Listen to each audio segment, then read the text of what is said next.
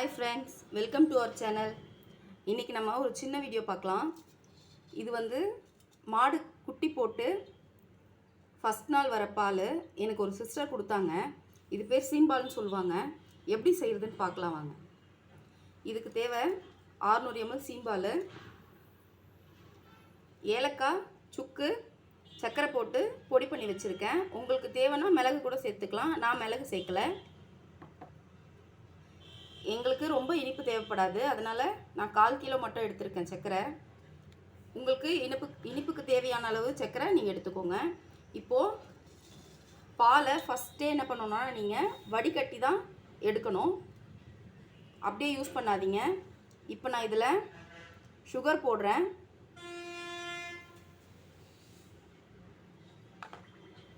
அரைச்சி வச்ச சுக்கு, ஏலக்காய் பவுடர் போடுறேன்.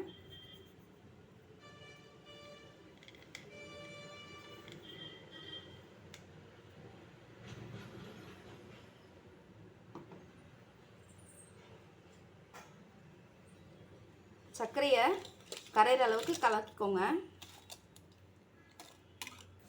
பாருங்கள், சுகர் நல்லா கரைஞ்சிருச்சு. இப்போ நம்ம இதை வடிகட்டி எடுத்துக்கலாம். ஏலக்காவோட தோல்லாம் இருக்கும், அதனால் நான் இப்போது வடிகட்ட போகிறேன். இந்த பாத்திரத்தில் தான் வடிகட்டிக்க போகிறேன்.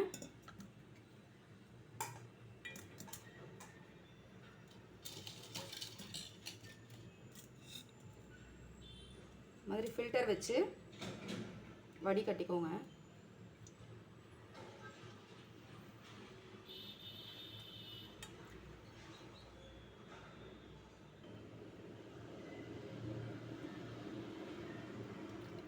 பாருங்க,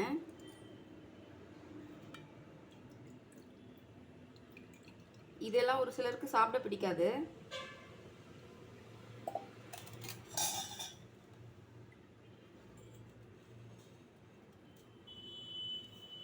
இப்போ நான் வடிகட்டிட்டேன். இதை இட்லி பாத்திரத்துலையும் வச்சு நீங்கள் வேக வைக்கலாம், இட்லி வேக வைக்கிற மாதிரியே.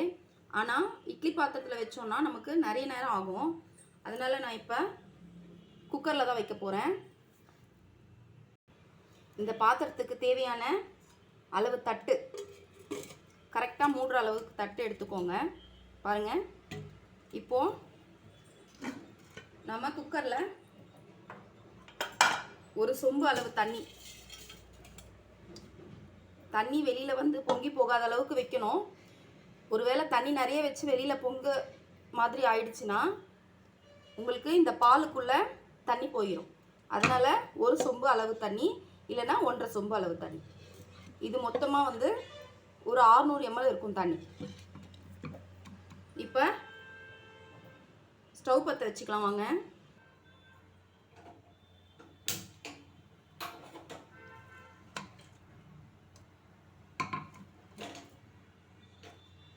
இந்த பாத்திரத்தை குக்கருக்குள்ளே வச்சுருங்க.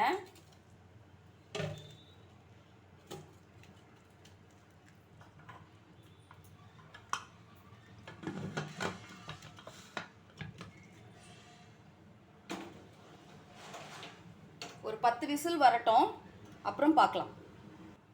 இப்போ பாருங்கள், 10 விசில் வச்சு எடுத்தேன். எவ்வளோ நல்லா கட்டியாக இருக்குது பாருங்கள், நல்லா வெந்து வந்திருக்கு.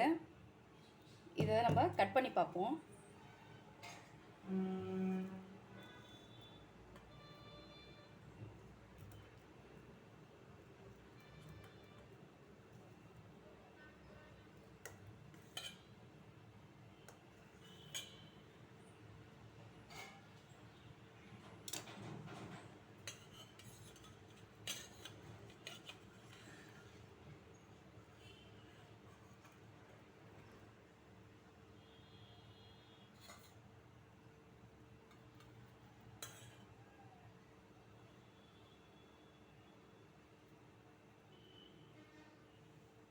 பாருங்கள், இது ரொம்ப சூடாகவும் இருக்குது, நல்லா கட்டியாக இருக்குது. பாருங்கள், எத்தனை பேருக்கு இது பிடிக்கும்னு சொல்லுங்கள். என் வீடியோ பிடிச்சிருந்தா லைக் பண்ணுங்கள், கமெண்ட் பண்ணுங்கள், ஷேர் பண்ணுங்கள், சப்ஸ்கிரைப் பண்ணுங்கள், பெல் ஐக்கானை கிளிக் பண்ணுங்கள். அப்போ தான் உங்களால் என்னோடய வீடியோ எல்லாமே பார்க்க முடியும்.